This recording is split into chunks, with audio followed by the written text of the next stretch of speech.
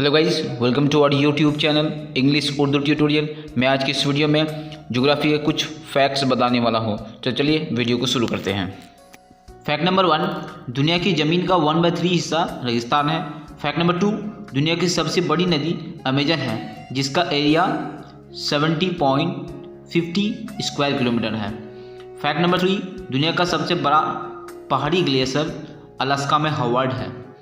Fact number 4, दुनिया का सबसे बड़ा ग्लेशियर लंबार्ड ग्लेशियर अंटार्कटिका में है, जिसकी लेंथ है 435 किलोमीटर और ब्रेथ जो है 96 किलोमीटर और डीप है 2500 मीटर।